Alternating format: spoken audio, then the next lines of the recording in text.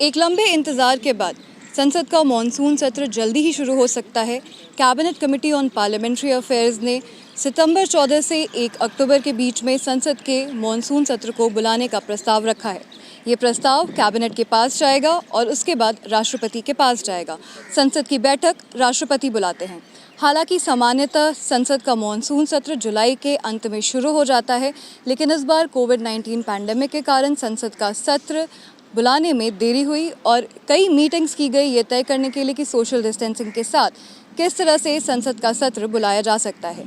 फिलहाल कई मीटिंग्स के बाद ये तय हुआ है कि संसद की बैठक 2 सिटिंग्स में होगी, मॉर्निंग और इवनिंग, और दोनों सदन के सदस्यों को बैठने के लिए सोशल डिस्टेंसिंग के साथ संसद के दोनों सदनों के चेंबर्स के साथ साथ गैलरीज का भी प्रयोग किया जाएगा।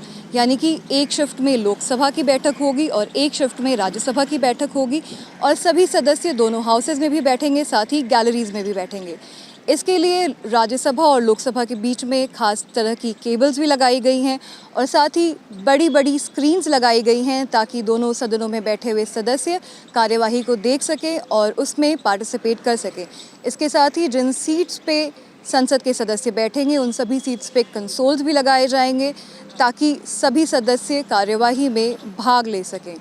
इसके अलावा एयर कंडीशनिंग में अल्ट्रा वायलेट जर्मिसाइडल इरेडिएशन का प्रयोग किया जाएगा ताकि संसद के जो चेंबर्स हैं और गैलरीज हैं वहाँ पे जो हवा है वो साफ़ रह सके। सोशल डिस्टेंसिंग का प्रयोग लोकसभा और राज्यसभा सेक्रेटेरिएट के जो कर्मचारी हैं उनके लिए भी होगा और सीमित संख्या में ही कर्मचारी हाउसेस के अंदर में बैठे हुए नज़र आएंगे। इस बार जहां पर एक तरफ संसद के सत्र को बुलाने में देरी हुई, वहीं पे सरकार की आलोचना भी हुई। इसको लेकर के विपक्षी दलों ने लगातार ये कहा कि संसद का सत्र एक ऐसे वक्त में बुलाया जाना बहुत ज़रूरी है जब ना सिर्फ देश एक पैंडेमिक का सामना कर रहा है बल्कि भारत और चीन की सीमा पर तनाव की स्थिति बनी हुई है और साथ ही अर्थव्यवस्था की स्थिति भी चिंताजनक है। इसके अलावा इस अवधि में सरकार ने कम से कम 11 ऑर्डिनेंसेस पास किए हैं जिन्हें संसद के सामने लाने की सरकार को ज़रूरत है। इन सब के बीच में जहां पर एक तरफ जो बैठकों के दिन हैं वो कम है, वहीं पे घंटे भी सीमित हैं और ये भी संभव है कि जो प्रश्नकाल है वो इस बार ना लिया जाए।